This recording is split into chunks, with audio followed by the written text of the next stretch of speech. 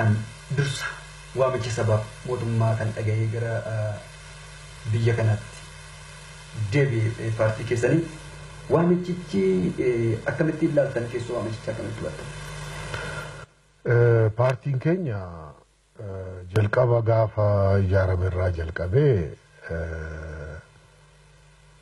dhaabbiin inni fudhate tokko karaa politikaatiin karaa siyaasaatiin qabsaa'u lammaffaa immoo qabsoo kanas biyya ofii keessatti uummata ofii keessa taa'ee geggeessuudha filate gaafa ijaarame.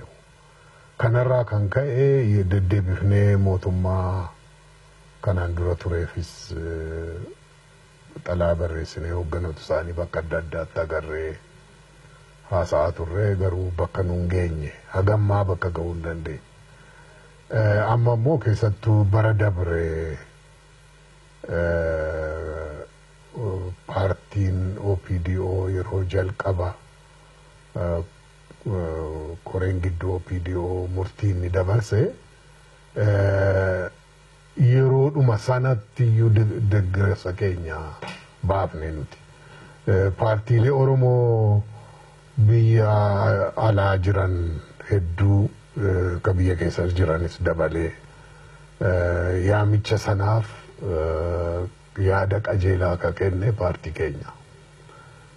Akkasumas mootummaan Dr. Abiy Ahmed jalqabuma gaafa aangoo fudhatan wayyaamichi isaan paartii biyya kana keessa jiran hundaafuu godhan yaada qajeelaa waan ta'eef nutis akeekni keenya aadaa politikaa biyya keenya walumaa gala aadaa politikaa Oromoos aadaa politikaa biyya Itoophiyaas jijjiiruu ka jedhu akeeka qabna.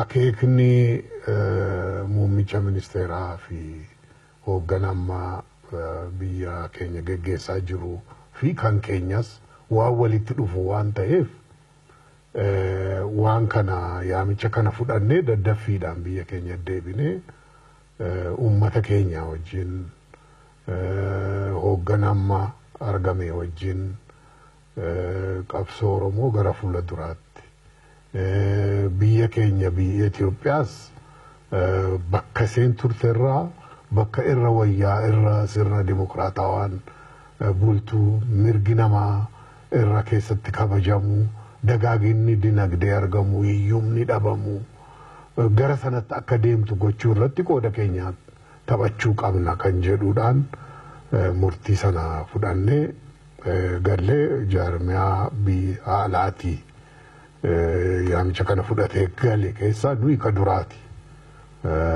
Yeroodhuma gabaabaa keessatti nu waan murteeffannee lafaa qabnuuf gallee yaadi kun yaada qajeelaa nu fakkaata. Aadaa politikaa biyya keenya jijjiiruu qabna. Oromoon wal gidduutti diinummaa wal gidduudhaa qabaachuu hin qabu. Walii wajjin dhaabbatee jireenya uummata keenyaa wayyeessuu irratti mirga isaa kabachiisuu irratti waliin socho'uu waliin hojjechuun nurraa eegama. Akkasumas immoo mormituu jechuun diina jechuu miti. Inumaahuu jaarmiyaan tokko yookiin mootummaan tokko mormii qajeelaa mormitoota qajeeloo yoo qabaate ka ijaaran yaada ijaaraadhaan ka morman yoo qabaate mootummaa sanaafuu hin gargaara jenneetu yaannaa. Kanaan malee akka of ilaaliiti mormituun achi keessatti of ilaalee bakka kanarraa mudaa qaba bakka kanan dogoggore jedhee akkan of beekuu danda'u ka taasisuudha. Kanaaf walumaa gala aadaan politikaa biyya ka Oromoos ka Itoophiyaas jijjiiramuu qaba. Walii wajji teenyee mari'achuu yaada irratti wal dhabuu ni dandeenya. Maatiin tokko yaadaan wal dhabuu hin danda'a. Ammoo yaadaan wal dhabuu jechuun immoo diinummaa waan hin taaneef yaada sanarratti uummata barsiisuu uummata gurmeessuu dhumarratti abbaa yaada qajeelaa yaada mo'ataa uummata biratti fudhatama qabaatutu mo'a. Kanaaf nuyi gama keenyaan qooda keenya kennuudhaaf qophiidha jechuun barbaada kanarratti. Tole Dooktar mee keessumattuu kan qabsa'amuuf Oromummaa fi Oromiyaadhaaf uummata Oromoo kanaaf garuu uummata Oromoo gidduuttis tokkummaan hin turre bara dheeraaf paartilee maqaa Oromootiif hundaa'an gidduuttis tokkummaatiin jiru tokko achi tokko as. Inni kun maddi rakkoo kanaa akka carraan kun uumamuu dhabuun walitti dhufuu dadhabuun kun maddi isaa maali jettu mee kun immoo dhaqee deemee uummata Oromoo kan seenaa keessatti gatiin ni baasee akkamitti ilaalamame? Dhugaasaa fudhan ilaalle qoodamiinsi kun yeroo keessa dhawaataan dhufe. Fakkeenyaaf baroota 26 dura yoo fudhanne hawaasa Oromoo keessatti dhaabni walumaa gala bahaa dhiyaatti kaabaa kibbatti fudhatama argate adda bilisummaa Oromooti yeroo sanatti. Haa ta'u ammoo akkuma adda bilisummaa Oromoo mootummaa ce'umsaa keessaa baheen fi hoogganni isaas biyya alaatti dhawaataan qubateen hoogganni isaa keessaa kan yeroo sanatti dirree lolaa turan irra guddaan isaanii ni dhumanii adamsamanii ajjeefaman. Kan irraa hafan immoo biyya alaatti faca'an. Faca'iinsi biyya alaa kun dhiibbaa of danda'e qabaateera. Tokkoffaa kufaatiin yeroo hundaa eenyuyyuu jaarmiyaan poolitikaas ta'e namni fedheewu hin kufa. Garuu bakka kufee sanaa deebi'ee ka'uu danda'uudha murteessaan. Eenyu kufuu danda'a. So kufaatiin baroota 25 dura nurra ga'ee dhiibbaa of danda'e qabaateera. Qabsoo Oromoo keessatti jeequmsa garaagaraa uume. Eenyutu itti gaafatama kufaatii kanaaf kan jedhuun diina isa biyya keenya hacuucee nuunis biyyaa nu baasee dhiiseetu wal keessa deebi'e namni keenya. Wal keessa deebi'uun sun hoogganoota gidduus garaagarummaan dhalachuun gahummaadhaan uummata kana wal duukaa luucceessanii sochoosuu dadhabuun kun hundinuu deemee gara humni qabsoo silaa duraan walitti ititaa dhufe. Qabsoo yeroo dheeraa booda kan inni ititaa dhufe adda bilisummaa Oromooyyuu kan ititaa dhufe kana deebisee tamsaasuun argame. So walumaa galatti wanni kun ka argame tokkoffaa dorgommii hoogganoota gidduu jirus waan of danda'ee jedheen fudhadhaa. Hawaasaadhaa ala biyya alaa biyyoota alaa adda addaa walloo as dabalee jiraachuun mataansaa utoo hawaasaa keenya keessa jiraanne uummata keenya keessa dhiibbaan uummataas hin jiraata. Garuu yeroo biyya alaa jirru namuu kophaa jira hawaasaa ofii keessa hin jiru waan ofii qofa yaadaa oola waa'ee uummataa waa'ee biyyaa utuu hin ta'in jechuudha. Kunis dhiibbaa of danda'ee qabaateera na fakkaata. Egaa haalan garaagaraa hedduutu jiraachuu danda'a kanarra dabalee. Qoqqoodamuun paartilee gidduutti uumamuun walirraa fagaachuun paartilee maqaa Oromootiin hundaan irraa walirraa fagaachaa deemuun sun diinnaaf ulaan bannee qaama Oromoof qabsaa'uufis karra banee uummata Oromoos immoo uummata Oromoo qabsaa'uufis bakka inni ga'uudhaaf imalu sana akka inni dafee hin geenye daangessu irrattis wanti godaanni sanni kaayamee akkamitti ilaaltu? Humna qabsoo keessatti garaagarummaan uumamu yeroo hundaa'u mudaa of danda'e qaba. Kunis maalinni humna silaa waliin dhaabbatee diina ofii irratti fuulleffachuu qabu qoqqooda. Lammaffaa immoo humna silaa diina irratti oolchuu maleeyyuu wal irratti qabsaa'uudhaan wal gidduutti balleessaa jechuudha. Kun walumaa gala qabsoo irratti dhiibbaa of danda'e qabaata. Lammaffaa immoo ilaalcha uummataas geeddara.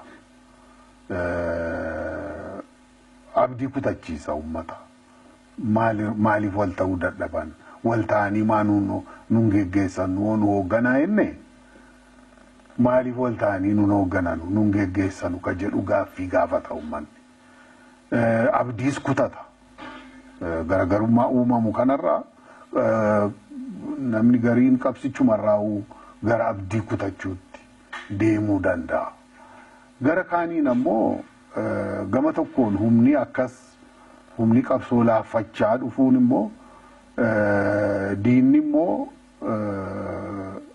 uleesaa uummata Oromoo irratti uummata Oromootti rukutu hin laaffifne daranuu jabeesse.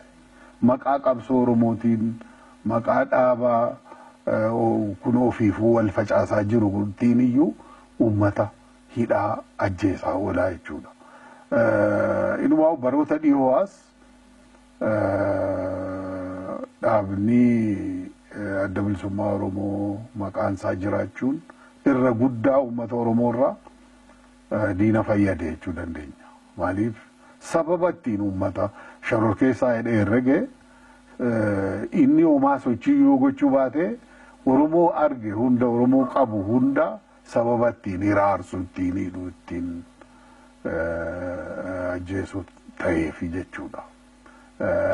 Kanaaf miidhaan faca'iinsi qabsoo Oromoo keessatti argame miidhaa guddaadha uume qabsoo Oromoo irratti. Akka biraatti ammoo waan wayyoomina uumes qaba ka jedhuun qabaan mataa kiyyaaf. Maaliif bara dheeraadhaaf uummanni Oromoo alarraa waa furmaatni na argama. Qabsaa'ota keenya biyya alaa jiran biyya adda addaa keessa faca'anii jiran irraa furmaanni nu argama jedhee abdataa ture, eeggachaa ture. Sochii baroota afuran dabran biyya Oromiyaa guutuu keessatti ta'e namni miliyoona baay'een keessatti qooda fudhate irra guddaan keessattuu dargaggoon dhaloonni haaraan erga adda bilisummaa Oromoo biyyaa bahee ka dhalatan ka dhageettiidhaan malee maalummaa isaan beenne sochiin isaan godhan abdii kutannaa sanarraa alaa'umtuu nuu dhufu asuma furmaataa barbaannu ka jedhutti geesseera ka jedhu namni wal mari'atee kanarra hin geenye haa ta'u malee gamasii eeggatee dhabuun asumarraa carraaqqii jalqabuutti geesseera ka jedhutu na dhaga'ama jechuudhaan. Kanaaf gama sanaan bu'aa fides qaba. Tollemee Dooktar inni biraan isin wakaastan waggoottan afran darban qabsoo deemaa ture ispeeshaalii qabsoo karaa nagaa. Waraanaan maaliin utuu hin taane dargaggeessi Oromoo qeerroon karaa nagaan fuulduratti ba'ee qabsoon adeemsise. Qabsoo kana keessa gaggeessitoonni haaromsaa duratti ba'anii Oromoon kan argachuu mala kanatu ta'aaf. No asitti kun dhaabbachuu qaba. Gaggeessummaa yees qofa jedhurraa gara no jechuutti kun hin ta'u uummata koon baasu jedhanii duratti adda kennanii qabsaa'uun jijjiirama dhufe kan akkamitti ilaaltu? Jijjiiramni dhufe kuni jijjiirama guddaadha gama tokkoon. Nuti akka adda dimokiraataa Oromootti waggaa 6 dura gaafa jaarmiyaa kana bu'uurasaa buufnu bu'uureessinu qabsoon Oromoo bifa sadiin deemaa jira ka jedhuun murteeffanne. Kallattii sadiin deemaa jira qabsoon Oromoo. Kunis tokkoffaa bifa garagaraatiin karaa alaatii carraaqqii adda addaa godhamu. Lammaffaa immoo biyya keessaa uummanni paartii politikaa ijaarrachuudhaanis warra akka OFCs dabalee paartii politikaan ta'iinis gartuu adda addaatiin gartuu hawaasaa garaagaraatiin qabsoon inni godhu qooda tokko ka jedhudha. Sadaffaa ammoo warrummaan sirna bulchiinsaa Oromoota miliyoona baay'ee lakkaa'amantu sirna bulchiinsaa kana keessa jira. Jarri kun hundi waan deemaa jirutti quufatti hin qabanii hiree uummata Oromoo kanarra akka wayyaa ta'u ka ofii isaaniis hin barbaadu. Jarri kunis qaama qabsoo Oromooti.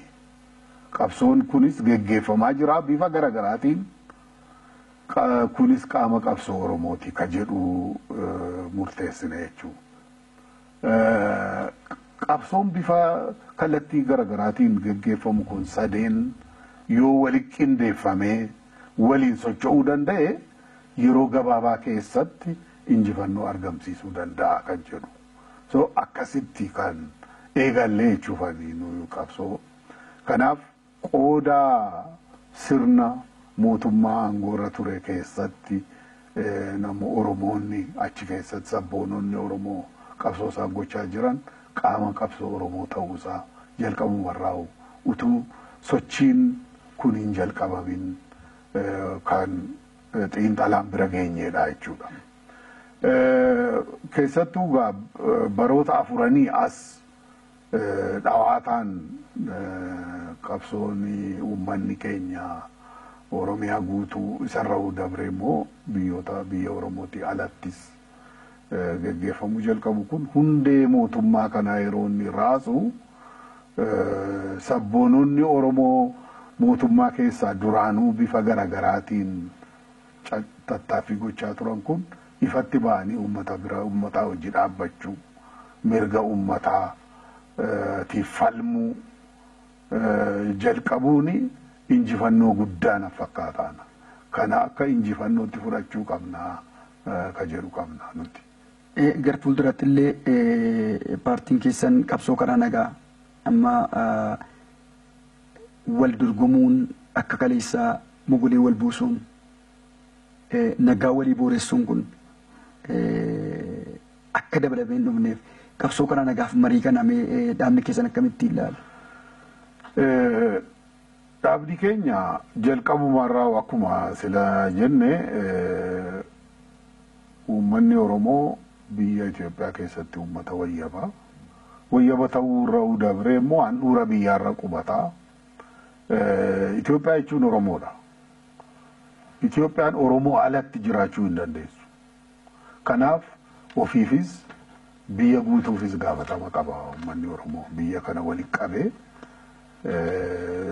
Biyya kanarraa dabree naannoo gaafa Afrikaa keessatti handhuura qubsumni Oromoo biyyoota Itoophiyaa alas jira Oromoon biyya Itoophiyaa kana sabatiinsa biyya qabu gochuun naannoo gaafa Afrikaas akka sabatiinsa qabu gochuu dandeettii waan qabuuf uummanni Oromoo qooda guddaadha taphachuu danda'a naannoo kanatti. Kanaaf kana keessatti mirga ofiis bifa karaa politikaatiin karaa nagaatiin guuttachuu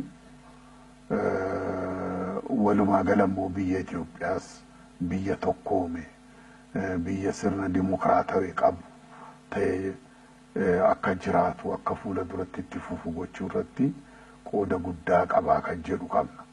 Rakkooni sirna Itoophiyaa baroota dheeraaf ture fudhatamiinsa dhabuudha. Legitimacy dhabuudha. Maaliif legitimacy maalirraa dhufaa?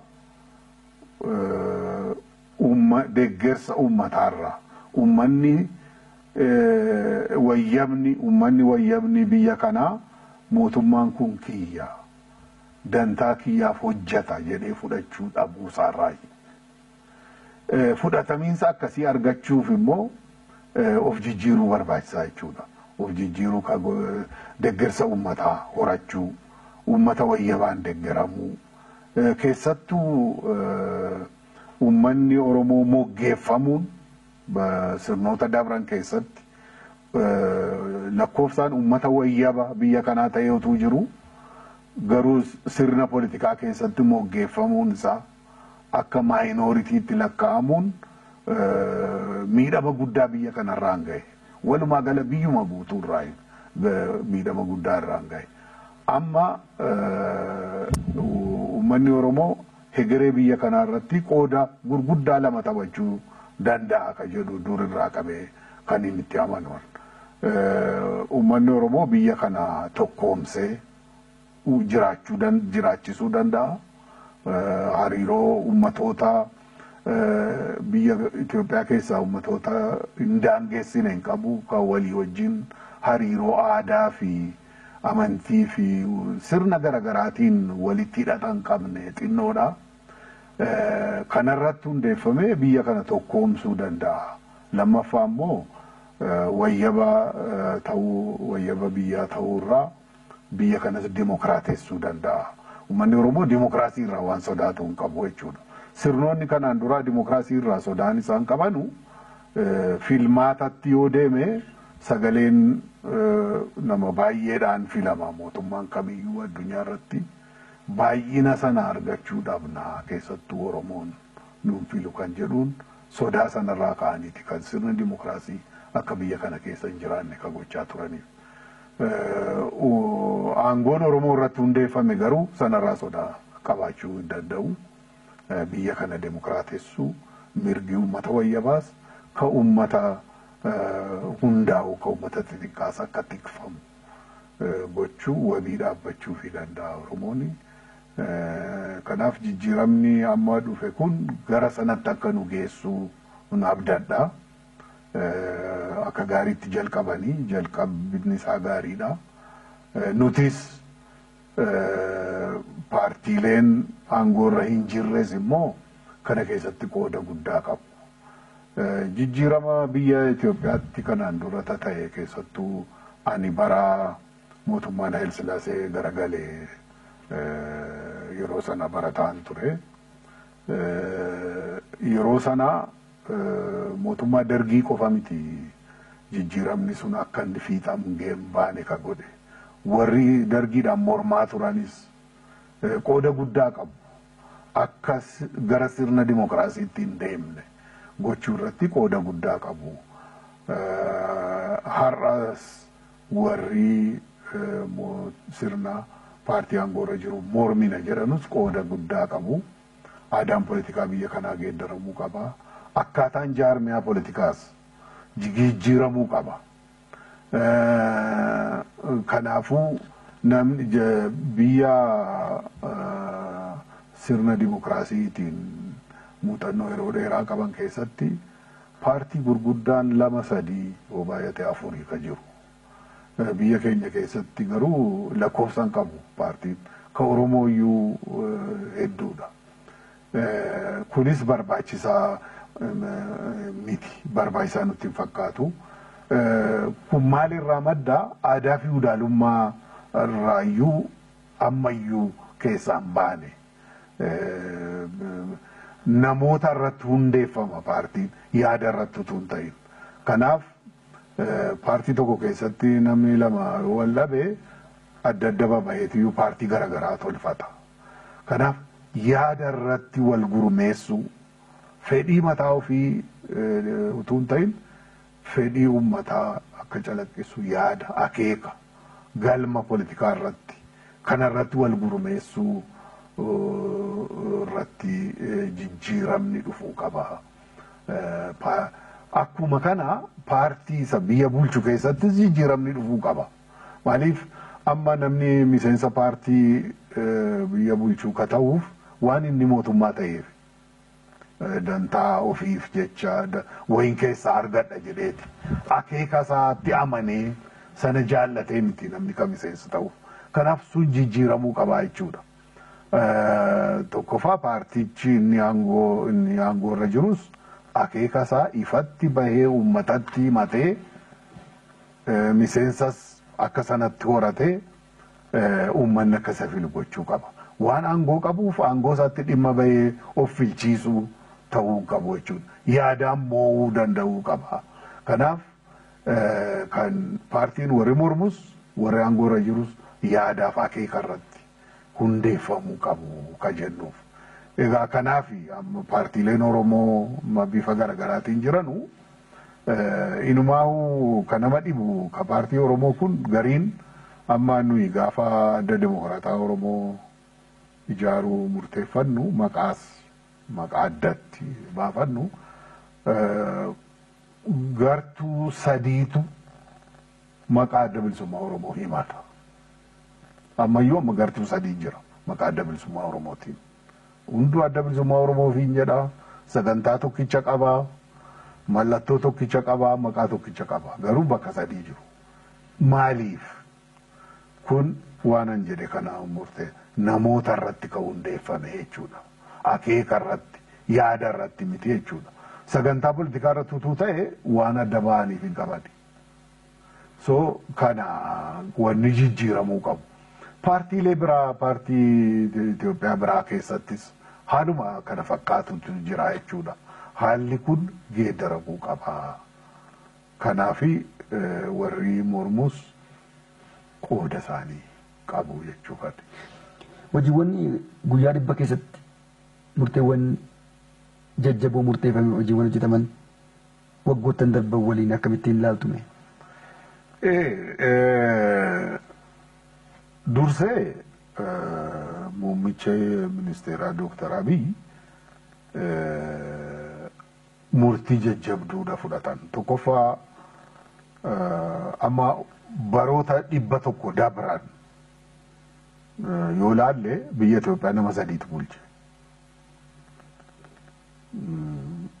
Mootii Haayile Sillaasee, Mangistuu Hayilamaariyaam fi Mallas Zeenaawiitu bulche. Namoonni kun gaafa aangootti dhufanii mootii Haayile Sillaaseen waggaa 24tti mootii ta'e. Mangistuu Hayilamaariyaam waggaa 33tti aangoo fudhate. Mallas Zeenaawi 36tti fudhate. Kan jarreen kanaan wal bira qabne yoo laalle egaa akka Hayilamaariyaam xiqqoo itti fufuma isa duraaniiti jechuu dandeenya. Wal bira qabne yoo laallu muuxannoodhaanis, umriidhaanis, barmootaanis eenyuun isaanii caalanii argamu muummichi ministeera Abiy. Waraana keessatti muuxannoo qabu, hojii siviilii irratti muuxannoo qabu. Waan baay'ee hojjetaniiru jireenya isaanii keessatti. Warri kaan maatii takkaa utuu bulchiin fa'aa ka aangoo fudhatan jiru. Adda immoo ka godhu muummicha ministeeraa Abiy qawweedhaan miti ka aangoo fudhatan. Humnaan miti. Inumaa seenaa EPRDF keessatti yeroo duraatiif hoogganni EPRDF filmaataan ta'e. Isa dura takkaa'u filamee hin beeku.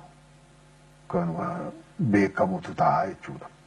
Kun tarii dhaabicha jijjiiruutti geessuudhaaf carraa qaba jechuudha. Yeroo duraatiif filmaataan hoogganummaa fudhatan. Akkuma kana humna irratti hundeeffaman hin qaban qawwee waraana ijaarame tokkollee ka ofii isaanii hin qabanii jechuudha.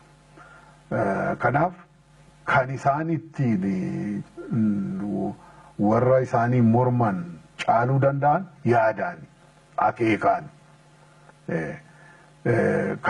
Kan isaan uummatattis dubbachaa jiran kanuma yaada, akeeka.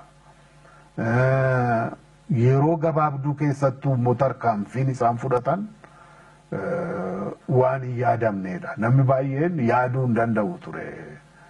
Yeroo hagas guyyaa 100 keessatti jijjiirraa hagas ga'u fiduu danda'u jedhame. Maaliif guyyaa 100 keessatti namni waggoota dheeraaf mana hidhaa turen hiikamanii manniidhaan gariin cufamee mormitoonni gariin alaayaa galanii hariiroo biyyoota ollaa wajji jiran wayyeessanii waan xinnaa miti waan guyyaa 100 dhiifnaan waggaa tokko lamatti waan hojjetamnedha yeroo gabaabaa keessatti kan isaan hojjechuu danda'an akkuma kana gaa itti fufanii akka fiixaan baasan hawwina nutis anis akka nama tokkottis karaa dandeettiitti qabu hundaan bira dhaabbachuun barbaada gargaaruun barbaada dhaabni keenyas kanuma murteeffate karaa dandeenyuun jijjiirama dhufe kana gargaaruu bira dhaabbachuu qabna ka jedhuudha kun seenaa uummata Oromoo keessatti baroota dheeraa keessatti yeroo duraatii fi carraan kana fakkaatu ka argame baroota afuran dabran uummanni Oromoo daangaa hundarraa yeroo socho'u waggaa 400 caalaa keessatti akka uummata tokkootti akka kana waliin socho'ee hin beeku uummanni Oromoo. Kun uummanni tokkummaa jabaa argisiiseera jechuudha. Akkuma kana gaa paartiileen siyaasaas immoo uummata faana bu'uu danda'uu qabu. Hoogganammaa argame kana utubuu yaada gumaachanuu qabaatan gumaachuu mormuunumaaf mormuun barbaachisaa nutti hin fakkaatu jechuudha. Kanatu irraa eegama. Paartileen maqaa Oromootiin hundaa'anii gara biyyaatti waamicha kabajanii dhufantu jiru. Kan afanii jiran immoo jiru. Mee dudduuba kanatti immoo wanti amma biyya kana keessatti deemaa jiru jira. Shirri adda addaa jijjiiramni kun akka galma hin geenyeef xaxamaa jiru jira. Paartileen gara biyyaatti dhufuun kan ifachiise. Warri ala jiran kun gara biyyaatti dhufuun kun kan hin gammachiifnee fi jijjiirama dhufaa jiru kanas kan hin feene. Oromiyaaf uummata Oromoo irratti rakkoo geessaa jiru ammas akkuma kaleessaa ilma Oromoo lubbuun Oromoo akka badu taasifamaa dha lixa Oromiyaa irratti fudhannee ilaalle kallattii garaagaraatiin bakka adda addaatti jechuudha. Kan ka'aa jiru immoo maqaa paartilee dhaachuudhaanis wanti raawwatamaa jirutu jira. Isa kanaan wal qabsiisee maal jettu warra ala jiranuuf warra afanii jiranuunis maal jettu warra shira kana xaxus ilaalchisee uummata keenyaa maali wanni jetta?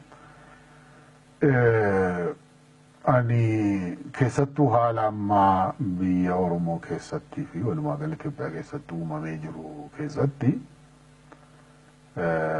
paartiin Oromoo kana ala of godhu jiraachuun qabu ka jedhu natti dhaga'ama. Jaarmiyaan mirga uummata kanaaf hin qabsoo gochaa jira jedhu hundinuu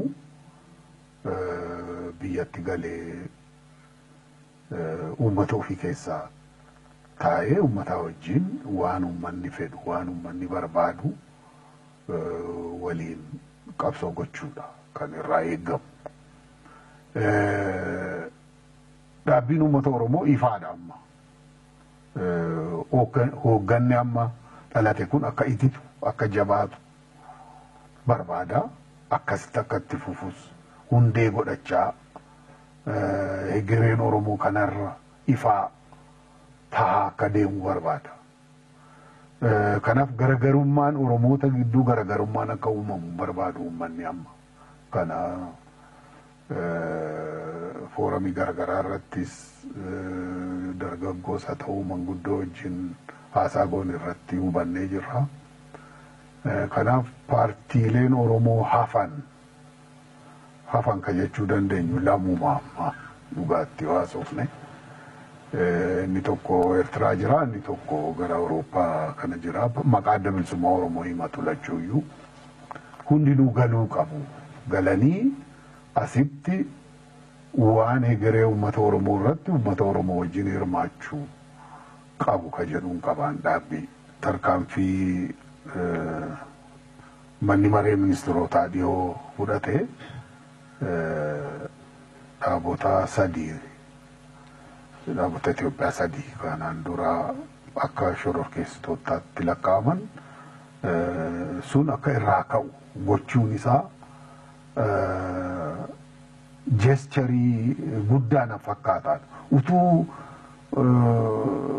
jarri kun qawweedhaan mootummaa kana lolla utuu jechaa jiranii mootummaan gama isaatiin gara bal'atee kana tarkaanfii kana fudhachuunsaa baay'ee kan isaan jajjabeessu ta'uu qaban fakkaata ture. Garuu deebii kanaaf deebii quubsaa kennuu turraa eegama. Asittis galanii waa hundaa'uu paartiilee warra mormitoota isa ta'anuu ka'aangoorra jiru wajjinis haasa'anii garatti biyya kana oofuu barbaadan akeeka isaanii ifa gochuu qabu na fakkaata. Asirratti wannan dabalee ibsuu barbaadu keessattuu yeroo ammaa bifa waraanaatiin haa xiqqaatu haa guddatu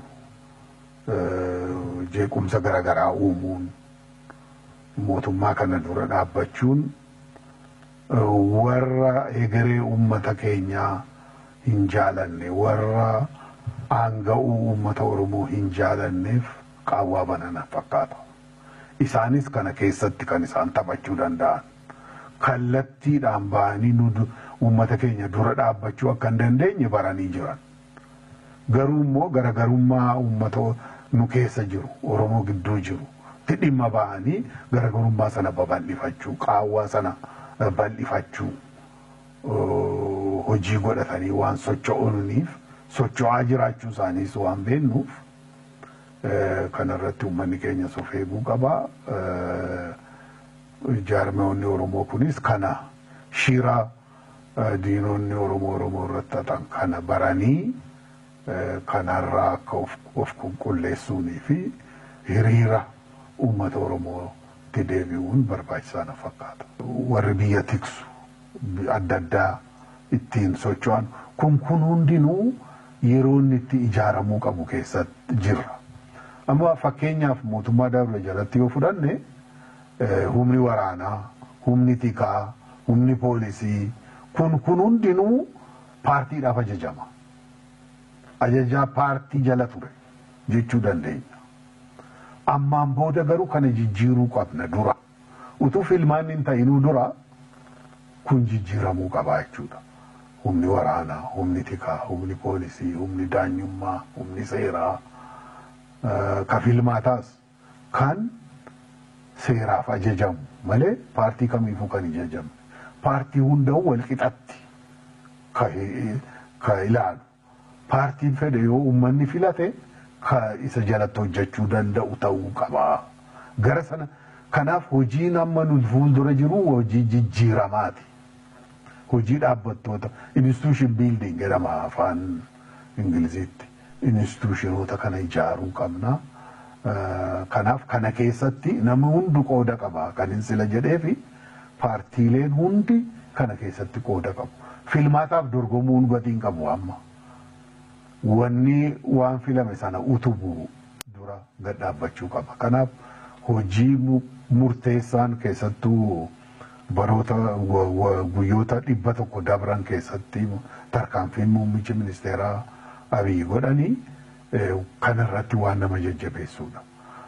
Dhaabbattoota kana institutionsiin kun akka walaba ta'anii socho'uu danda'anu biyyaaf hojjetan paartiif mootummaa adda ta'e futuun ta'e biyyaaf uummata tiksuu irratti hojjetan akka ta'anidha kan isaan gochaa jiran. Kun immoo yeroo fudhata jijjiiramni akkasii waggaa 1-2-3 fudhachuu danda'a. Kanaaf yeroo ce'umsaa kanatti nam hundi akka dabootti wal duukaa yaadaanis dandeettiidhaanis waan qabu hundaan waan kana utubuu ijaaruu irratti ce'umsi kun sirnaan akka gara sirna barbaannutti ce'amuu danda'amutti akka nu geessu gochuu irratti waliin hojjechuu barbaachisaa jedha. Egaan Dr.